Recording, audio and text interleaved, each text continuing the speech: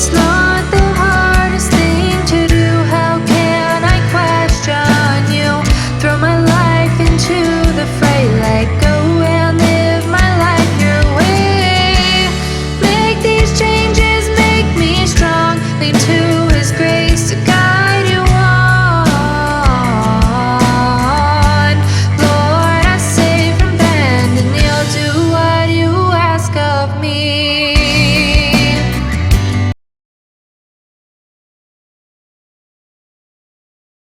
어느 대학 교수가 유교의 효에 관한 논문을 쓰기 위해서 과거의 모든 문헌들을 챙겨서 쭉 자료를 수집했습니다. 그런데 문헌 가운데 나오는 내용들을 보고 충격을 받았습니다. 옛날 자녀들은 부모님이 아침에 일어나셔서 대소변을 보면은 그것을 맛보고 건강 상태를 확인했다는 겁니다. 또 저도 잘 아는데 3년상이라는 게 있습니다. 우리 부모가 세상을 떠나면 묘자리를 잘 쓰고, 그리고 과거에는 묘자리 옆에다 초가를 짓고, 그리고 3년 동안 그야말로 살아계신 것처럼 그렇게 섬기는, 그걸 3년상이라고 부릅니다. 그 3년상을 치를 때에는 자녀들이 관직도 버려야 되고 농사도 짓지 못해요.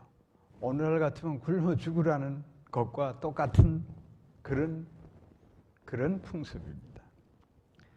그런데 여러분, 이렇게 유교의 효를 강조하는데 과연 그게 진정한 효일까? 오늘 이 시대 많은 젊은 자녀들은 도저히 이해할 수 없는 일들을 우리 조상들이 했던 겁니다. 그래서 이 대학 교수는 유교의 효는 이데올로기에 불과한 악의적인 윤리다라고 결론을 냈습니다. 그런데 꼭 그렇게 결론을 내는 게 옳다고도 또 아니라고도 말할 수 없는 그런 풍습입니다. 이건 우리 한국, 중국, 또 서양도 마찬가지입니다. 부모에 관한 여러 가지 예법이 있고 풍습이 있습니다. 그렇다고 하면 과연 우리 그리스도인들은 기독교적 관점에서 어떻게 우리가 진정한 효도를 해야 하는가? 그리고 진정한 효도는 무엇인가? 이 시간 우리 한번 생각해 볼 귀한 날이라고 저는 생각합니다. 효를 중시하는 요즘 호주도 문제가 많습니다. 그래서 소위 말하는 노인 문제, 영어로 에이징 케어라고 그러죠. 노인 인구는 자꾸 늘어나고 우리처럼 이 베이비붐 세대가 이제 노인 세대로 변하면서 전 세계가 이 노인 복지 때문에 각 나라마다 예산이 어마어마합니다. 우리 한국 가정연구소가 2013년 통계를 한 내용을 보면 60세 이상 노인들 가운데 48%가 장년 자녀들부터 전혀 경제적인 도움이나 그런 보살핌을 받지 못하는 것으로 집계가 됐습니다. 그리고 2015년 전국 각 지역에서 노인보호 전문기관에 접수된 노인 학대에 관한 건수만 해도 1만 1천 건이 넘는다고 합니다. 그런데 이 노인들을 누가 학대하는가? 이것을 알아보니 노인을 학대하는 사람들, 그 가해자들 가운데 36.1%가 아들들이었다는 겁니다. 그리고 이 통계는 10년째 계속 1위를 차지한다는 겁니다. 아들 소용이 없는 것 같아요. 아들들이 부모를 학대하는 거죠. 그리고 2위가 배우자 15.5%, 그리고 3위가 딸 10.7%, 4위가 며느리 4.3% 순으로 직계 가족이 거의 70%에 이르는 69% 이상, 직계 가족이 부모를 학대하는 것으로 쉽게 되었습니다. 그리고 노인을 학대하는 가해자의 절반인 48%가 30대에서 50대에 있는 중년층이라는 겁니다. 제가 말씀드리고자 하는 이 중요한 초점은 바로 이 중년층입니다. 노인을 학대하는 가해자들 대부분들이 자녀를 기르고 있는 30대에서 50대 장년 자녀들이라는 겁니다. 이 사람들이 부모를 멸시하고 구박하고 내쫓고 그런다는 겁니다. 자, 그렇다고 하면 이런 게 요즘 세대만 이런 부모에 대한 학대가 일어나냐? 그렇지 않아요. 이미 구약 시대에도 있었고 예수님 당시에도 있었고 기독교 2000년 역사를 통하면서 이어졌고 오늘 현대에 이르는 겁니다. 그래서 하나님은 이 노인 학대를 막기 위해서 모세를 통해서 일찌감치 십계명 가운데 인간과의 관계를 맺는 이 수평 계명의 첫 번째 계명으로 내 부모를 공경하라 제5계명을 주신 겁니다. 모세오경에 보면 출애굽기 21장 15절에 자기 아비나 어머니를 치는 자는 반드시 죽일지니라. 그리고 계속해서 출애굽기 21장 17절에 보면 그 아비나 어미를 저주하는 자는 반드시 죽이리라. 그러니까 어느 폭력만 해도 그 부모를 죽이라는 겁니다. 그러니까 자식들이 어머니한테 못된 자식들은 욕설을 퍼먹고 앙탈을 부리고 그러는 것, 그거 구약 시대 같으면 죽어마땅한 죄입니다. 요즘은 다 그저 사랑으로 품어주고 자식들을 그저 수용할 따름이지만 이렇게 엄격했던 겁니다. 오늘 본문에서 예수님께서 말씀하시는 내 부모를 공경하라 제5계명을 지키는 일이 정말 쉽지가 않습니다. 제5계명은 10대, 20대에 준하는 말씀이 아닙니다. 출애굽기 20장에 나오는 10계명은 누구나 다 지켜야 할 계명이지만 사회적 관점에서 본다고 하면은 이 10계명을 특별히 준수해야 될 사람들은 어린이나 노인들보다는 30대 이후의 중년들, 특별히 수평계명에 대해서는 30대 이후에 중년들이 대상이 될 수가 있습니다. 10계명을 우리가 역으로 보면 제10계명을 봅시다. 제10계명 이웃의 아내나 종이나 재물을 탐내지 말라. 제9계명을 보면 이웃에 대하여 거짓 증거를 하지 말라. 제8계명을 보면 도둑질하지 말라. 제7계명은 간음하지 말라. 제6계명은 살인하지 말라. 그리고 제5계명은 부모를 공경하라. 이렇게 전반적으로 밀어보면은 이러한 계명의 말씀은 어린아이들이라든가 청소년기에 있는 사람들보다도 적어도 결혼을 한 중년 자녀들에게 주는 말씀으로 볼 수가 있습니다. 중년 부부가 자녀를 반듯하게 키우고 동시에 부모를 잘 양육한다는 것 말처럼 그렇게 쉽지가 않습니다. 그래서 하나님께서 이 5계명 부모를 잘 공경하면은 거기에 따른 약속을 말씀하고 있습니다. 그래서 사도 바울은 이것을 약속 있는 첫 계명이라고 말씀하는 겁니다. 이 뜻을 우리가 잘 의미 있게 주목해 봐야 됩니다. 사람은 경제적 동물이에요. 그래서 경제적 효율성이 떨어지는 늙은 부모에게 어떤 걸 투자하기보다는 경제적 가치가 높은 어린 자녀들에게 투자하고 싶은 심리가 모든 인간들이 갖고 있는 공통된 심리. 그래서 자칫 잘못하면 노인들을 업신여기고 학대하는 희생양으로 삼을 수도 있는 겁니다. 실제 그런 못된 가정들이 있죠. 그래서 하나님께서 직접 만드신 가정이 이렇게 망가지지 않도록 하나님께서 이미 시내산에서 하나님과 이스라엘 백성에 맺어지고 온 만국 백성이 하나님 말씀을 이렇게 준행해야만 된다. 그리고 이렇게 해야만 복을 받는다.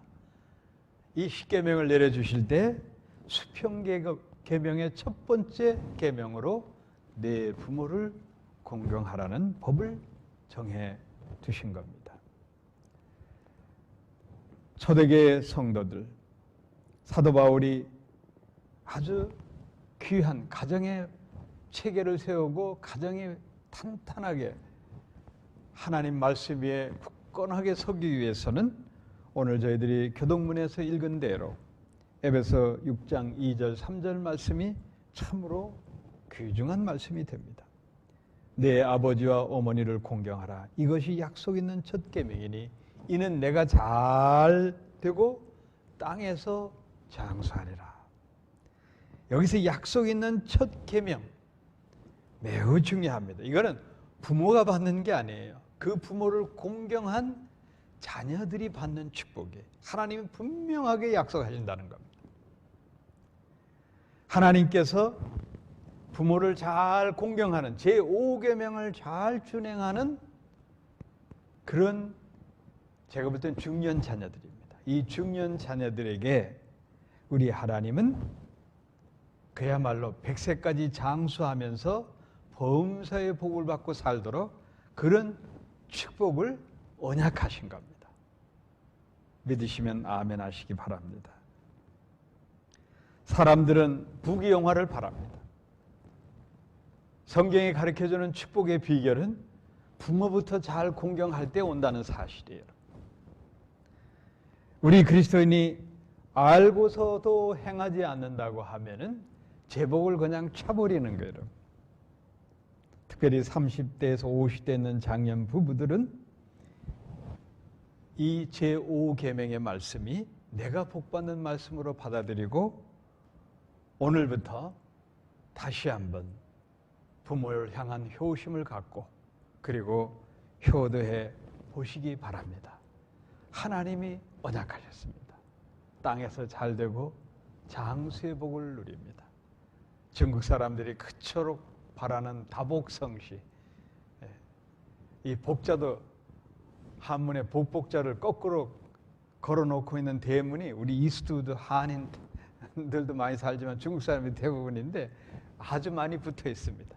그토록 바라는 다복성시를 이루려고 하면은 내 부모부터 공경하십시오. 이게 축복받는 비결입니다. 요즘 젊은 부부들은 흔히 이렇게 말합니다. 둘이서 사랑하고 알콩달콩 잘 살면 거기서 행복이 있는 줄 얘기합니다. 또 부모들도 그렇게 야 너희들만 잘 살면 돼 라고 말하지만 성경은 그게 아닙니다. 두 부부가 알콩달콩 잘 삶으로 인해서 행복이 오느냐? 천만의 말씀입니다. 성경이 가르치는 말씀은 행복한 가정의 근원은 부모부터 잘 공경하는 데서부터 온다는 사실입니다. 왜 그런 줄 아십니까? 부부도 하나의 인간관계입니다. 사람은 혼자 살 수 없는 관계를 맺고 살 수밖에 없는 존재입니다. 따라서 모든 관계의 시작은 부모와 자식과의 관계에서부터 시작이 되는 겁니다. 그러니까 첫 번째 관계를 맺는 게 부모와 자식과의 관계예요. 거기서부터 온전한 관계를 맺어져야 성숙해서 사회인이 되고 사회생활을 하더라도 온전한 인간관계를 맺을 수가 있는 겁니다. 따라서 부모와 자식과의 관계가 잘못 배워지고 잘못되어버리면은 그때부터 그 어린 자녀가 성숙해 성인이 되고 이제 노인 세대에 이르기까지 불행의 연속이 이어질 수가 있는 겁니다. 우리가 흔히 말하는 잘못 배워서 그 모양이다 라는 말이 이게 어려서부터 가정에서 부모 자식 간에 온전한 관계. 우리 쉽게 표현한다면 효를 중시하는 우리 한국 가정에서는 부모와 자식과의 관계 속에 맨 먼저 부모를 공경하는 그 법을 배우지 못하면 그게 자기뿐만 아니라 자기 후손에 이르기까지 대물림이 되어버리는 거예요. 이게 잘못되면은 우리 요즘 한국에서 기독교 교계에 흔히 저주의 대물림이라는 말을 많이 쓰는데 그게 저주의 대물림이 되는 거예요, 여러분. 예. 잘못된 관계를 계속 유산시키면 그게 저주의 대물림이 되는 거예요. 그러니까 축복의 대물림이 되려고 하면은 부모 자식과의 관계가 잘 맺어져야 되는데 그 중에 으뜸되는 게 뭐냐? 내 부모를 공경하라. 제5계명부터 바로 시작해야 되는 거예요. 효자난데 효자난다는 말이 있어요, 여러분. 내가 효를 하지 않고 자식들로부터 효도를 받겠다고 하는 부모는 그건 아주 잘못된 부모예요, 여러분. 내가 먼저 부모를 지극정성으로 효도해야 그것을 지켜본 자식들이 내게 효도를 하게 되어 있는 겁니다. 요즘처럼 핵가정, 니들끼리 부부만 알콩달콩 잘 살면 될 것 같지만 천만의 말씀. 하나님이 만든 법도는 그게 아닙니다. 하나님께서 이 땅에 만든 두 가지 기관이 있어요. 하나님이 온 우주 만물을 창조했지만 딱 사람이 모여서 사는 두 가지 기관. 첫째는 아담과 하와를 만들어 가정을 만든 거고 두 번째는 교회 공동체인 겁니다. 이 모든 중심에 뭐가 있어요? 관계라는 겁니다. 온전한 관계. 사람은 혼자 살 수 없는 존재예요. 부부관계, 교우관계, 사회생활의 모든 인간관계, 이 관계가 우리 인생에 행과 불행, 복과 저주를 가져올 수가 있는 겁니다. 그래서 오늘 십계명을 모세를 통해서 십계명을 주시고 또 사도 바울을 통해서 주시는 초대교회의 가정의 법도 그리고 예수님께서 오늘 가버나움에서 많은 무리들에게 말씀하는 내 부모를 공경하라. 이게 첫 번째 되는 아주 인간이 가장 기본으로 삶의 중심을 삼고 출발해야 되는 가장 첫 번째 계명이라는 사실을 우리는 알아야 합니다. 사람이 바르게 살아가기 위해서는 첫 계명인 효도부터 잘 해야 됩니다. 효도도 하지 못하면서 사회 윤리를 운운하는 사람, 자기 부모를 없인 여기면서 불효자 노릇은 도맡아 하면서 사는 그런 사람들은 한마디로 위선자입니다. 그 위선자들이 오늘 본문에 나오고 있습니다. 예수님께서 바리새인과 서기관들을 향해서 그들을 위선자라고 하는 겁니다. 오늘 본문 6절을 보면은 예수님이 이 위선자들을 향해서 이사야가 너희 외식하는 자에게 대하여 잘 예언하였도다. 너희가 너희 유전을 지키려고 하나님의 계명을 잘 버리는도다. 모세는 내 부모를 공경하라 하고도 아비나 어미를 해방하는 자는 반드시 죽이라 하였거늘 너희가 가로되 사람이 아비에게나 어미에게나 말하기를 내가 드려 유익할 것이 고르반 곧 하나님께 드림이 되었다고 하기만 하면 그만이라고 생각하고 제 아비나 어미에게 다시 아무것도 하여 드리기를 더 이상 하지 않았도다. 예수님이 이렇게 질책하는 겁니다.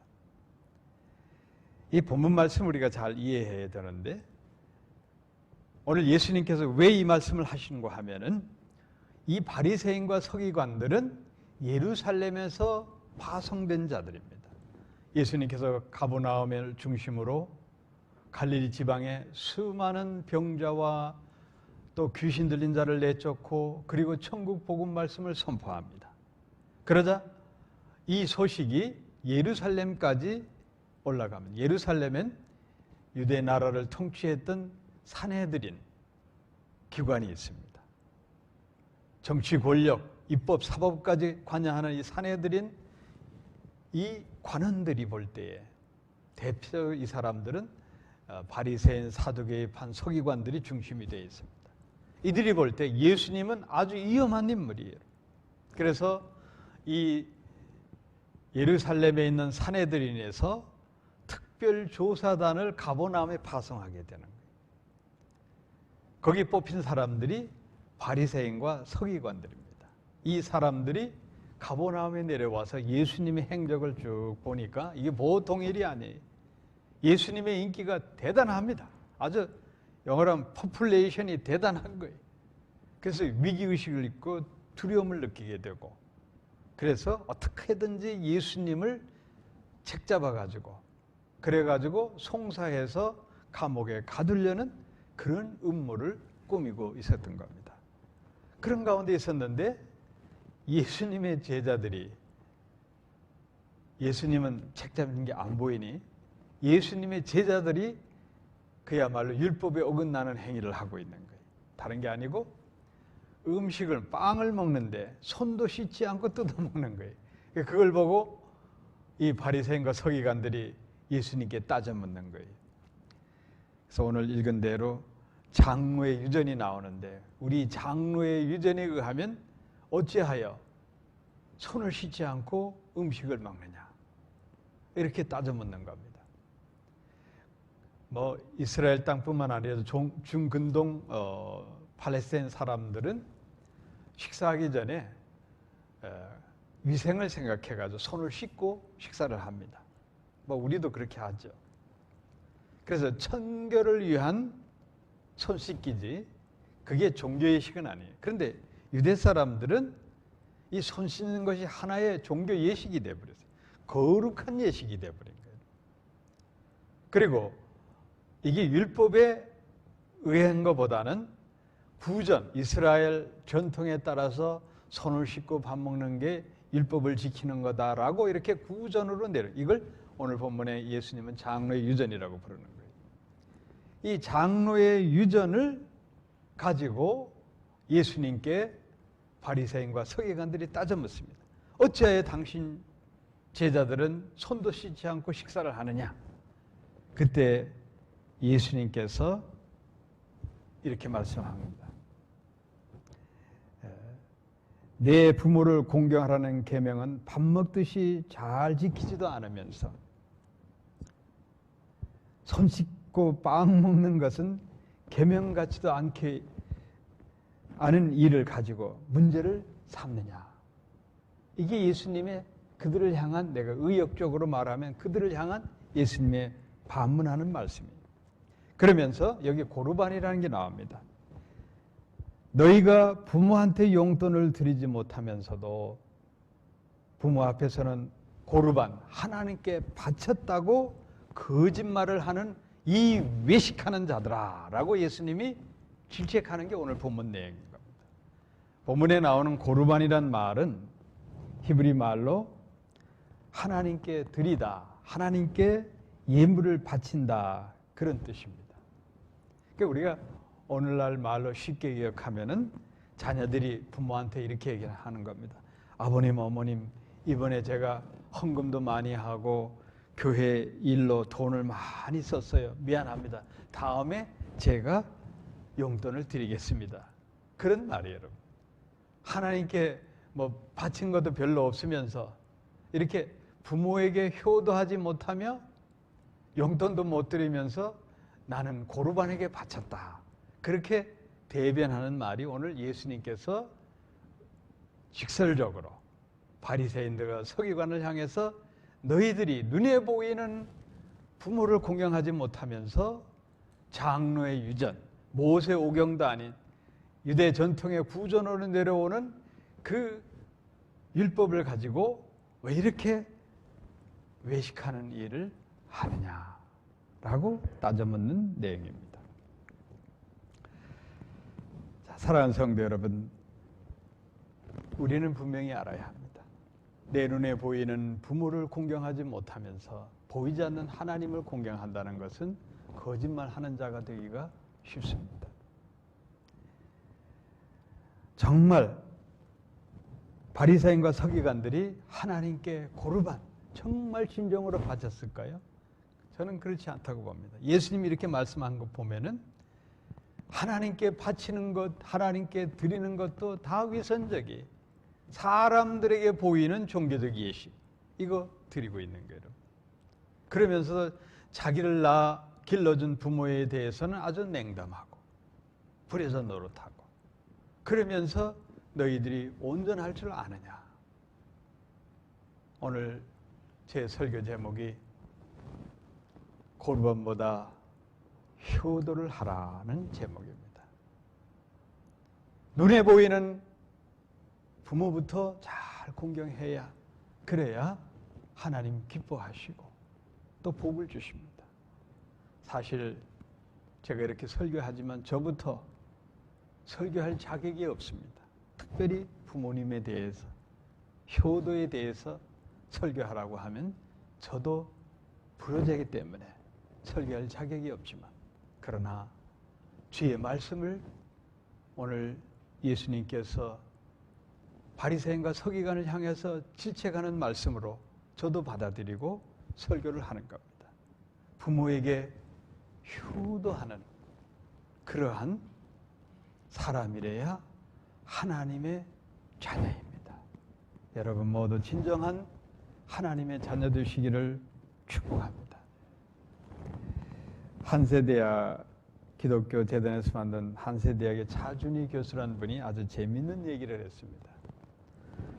하나님께 11조를 드리듯이 부모한테 11조를 드려야 한다고 이분이 주장을 했습니다. 저는 은근히 좋은 얘기라고 생각합니다. 그렇지만 30대, 50대 여러분들은 굉장히 부담이 될 겁니다. 11조 헌금하기도 너무 힘든데 거기다 또 10의 1조 부모님께 드리는 10의 2조를 하라고 하면 여러분 얼마나 힘들겠습니까? 자, 가만히 성경 말씀을 깊이 묵상해 보면 이걸 하면 복을 받게 되어 있습니다. 이삭을 보시기 바랍니다. 이삭이 100배의 축복을 받은 거예요. 여러분. 이삭은 저는 성경 인물 가운데 대표적인 저는 효자라고 생각합니다. 네. 하나님 말씀, 부모의 말씀에 무조건 순종했으니까. 네. 자기 자신이 희생의 제물이 되겠다고 한 거예요. 이삭이 100배의 축복을 받은 겁니다. 여러분 만약에 10의 2조가 정말 11조도 힘든데 부모까지 떼어서 10의 2조를 한다는 게 자식 키우면서 얼마나 경제적으로 쪼들리면서 그런 일을 하기가 10의 2조를 하기가 얼마나 어렵겠습니까? 그런데 그렇게 하는 자를 하나님이 축복하십니다. 약속 있는 계명이라고 말씀했어요. 내 부모를 공경하면. 예를 들면 여러분 11조 1년에 10,000불 한다고 치면 10만 불 버는 거죠. 그죠? 그러면 여러분 10의 2조 2만 불을 낸다고 쳐요. 그러면 하나님께서 100배의 축복을 주면은 어떻게 되느냐? 1,000만 달러를 버는 거예요. 10밀리언을 벌 수가 있는 거예요. 네? 믿음으로 행해 보십시오. 한번 놀라운 기적을 한번 체험해 보시기를 축복합니다. 우리 메커리 하나님께 성도들 이런 축복 한번 누리시기를 축원합니다. 믿음으로 10의 2조를 드리면 범사에 오늘 사도 바울과 모세를 통해서 하나님 약속한 말씀대로 범사의 복을 받게 돼요. 땅에서 잘 되는 범사의 복을 받고 장수의 복을 누립니다. 우리 인간이 바라는 세상의 부귀영화에 이보다 더 큰 복이 어디 있겠습니까?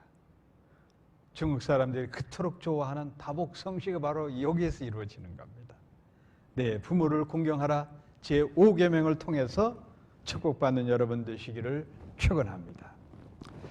이 세상 어떤 사람도 하늘에서 뚝 떨어지거나 땅에서 솟아난 사람은 한 사람도 없습니다. 모든 사람은 부모를 통해서 생명을 받고 이 땅에 태어났습니다. 생명은 하나님께서 주관하십니다. 생명은 하나님께 속한 것이기 때문에 모세오경에서는 생명을 죽이는 자는 반드시 죽이라고 엄명해 놓은 율법입니다. 생명을 건드리는 일은 하나님께 도전하고 하나님 영역을 침해하는 일입니다. 그래서 내 부모를 공경하라는 이 뜻은 생명을 준 부모에게 그야말로 업신여기고 도전만 해도 죽이라는 거예요. 출애굽기에 나온 말씀대로.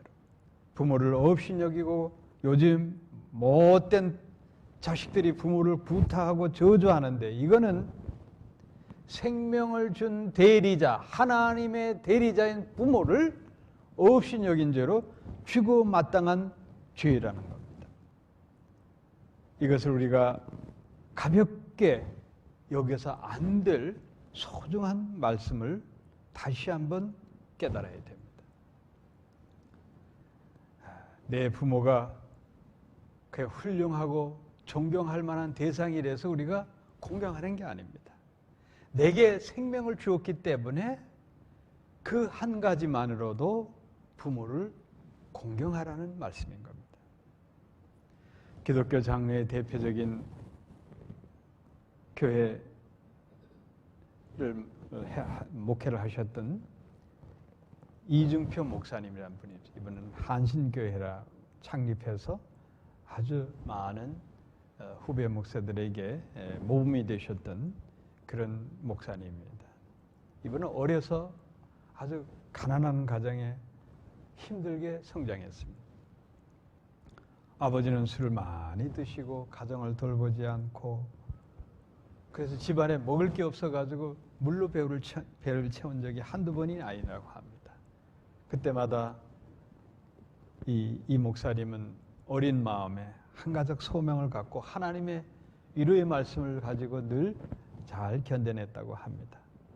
어느 날은 아버지가 술에 취해서 그야말로 비틀거리고 쓰러질 듯 해서 이제 막 건장하게 큰 이제 소년이 됐으니까 아버지를 얻고 집으로 돌아올 때 한편 마음에 원망도 있지만 등에 업혀 있는 아버지를 생각하니 그 생각이 들더라는 겁니다.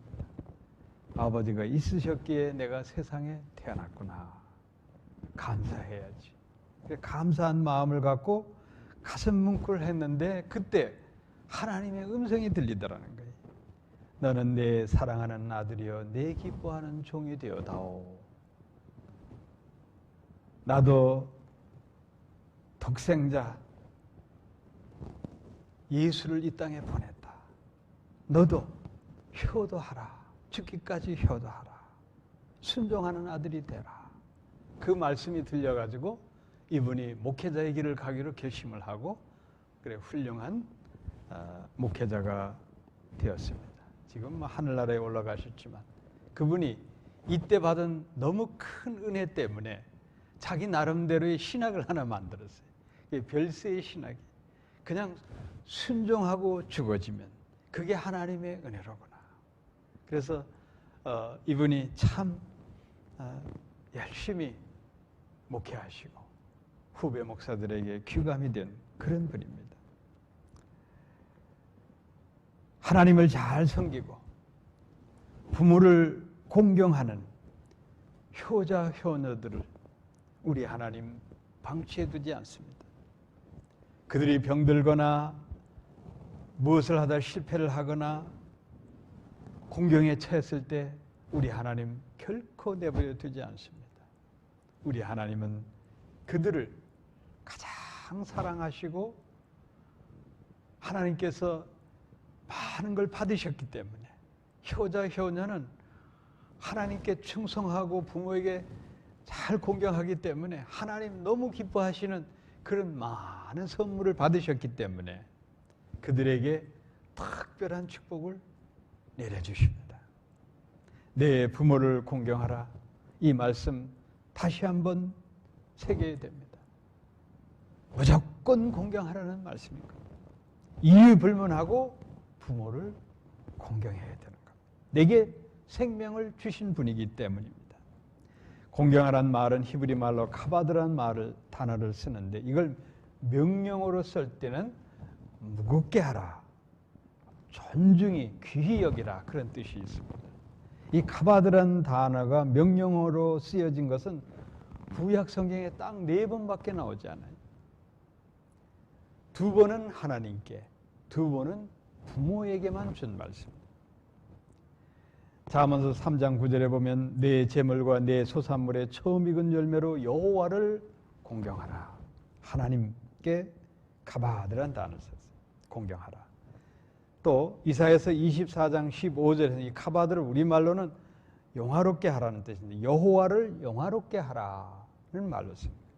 그리고 다른 2 단어는 출애굽기 20장 12절 십계명을 주실 때 하나님께서 모세를 향하여 내 부모를 공경하라 이때 쓰시고 신명기 5장 16절에서 너는 너의 하나님 여호와의 명한 대로 내 부모를 공경하라 이때 쓴 거예요. 그리하면 너희 하나님 여호와가 내게 준 땅에서 내가 생명이 길고 복을 길이 누리리라 이렇게 언약하셨습니다. 딱 4번 나오는 거예요. 부모를 공경하는 거예요. 유대 전생에 한 소년이 위대한 스승을 만나기 위해서 오랫동안 여러 곳을 찾아다녔습니다. 소년은 위대한 스승을 만나야겠다는 일념으로 깊은 숲을 거치고 광야와 사막을 거치며 헤맸습니다. 그러나 위대한 스승을 만날 수가 없었습니다.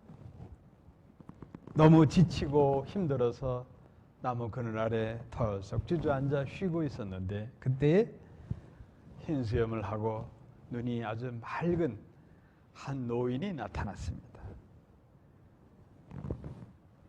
내가 찾는 위대한 스승이 어디 있는지 내가 가르쳐 주마. 이 소년은 너무 기뻤습니다. 그분이 어디 계십니까? 너는 곧장 지금 집으로 달려가라. 그러면 한 사람이 신발도 신지 않고 뛰어나와 너를 맞이해 줄 것이다. 그분이 너의 위대한 스승이다. 내가 찾는 그분이다. 이렇게 알려주었습니다. 그래서 이 소년은 너무 기쁜 나머지 열심히 뛰어서 집으로 돌아갔어요. 대문을 딱 열고 들어갔는데 그야말로 한 여인이 신발도 신지 않고 뛰쳐나와서 이 소년을 안아주었습니다. 그 사람이 누구냐? 바로 소년의 어머니였던 겁니다. 어머니는 최고의 교육자이고 이 세상에서 가장 위대한 스승이고 가장 공경할 분입니다. 동서양의 문화가 다르고 사회제도와 종교가 다르지만 긴 역사 속에 공통적인 것이 하나가 있습니다. 그것은 부모를 공경하는 법인 겁니다. 부모를 공경하는 효도는 인종과 종교와 문화를 초월해서 모든 윤리의 뿌리가 됩니다. 성경은 부모님을 공경하는 효도를 하나의 윤리적 일로 보지 않고 하나님의 계명으로 여겼습니다. 십계명에서 제5계명인 하나님과 인간 사이에 중간에 있는 계명, 그래서 중간 계명입니다. 하나님과 인간을 잇는 중간 계명, 그게 제5계명입니다. 하나님과의 관계의 수직 계명, 인간과의 관계의 수평 계명, 이 중간에 있는 제5계명, 내 부모를 공경하라는 말씀이 모든 계명의 중심을 이루고 있는 겁니다. 오늘 예수님께서 고르반으로 하나님께 바쳤다고 종교적 외식을 떨지 말고 눈에 보이는 내 부모부터 공경하라. 이 말씀을 새겨서 들어야 됩니다. 제5계명은 하나님께서 복 주시고자 약속한 계명입니다.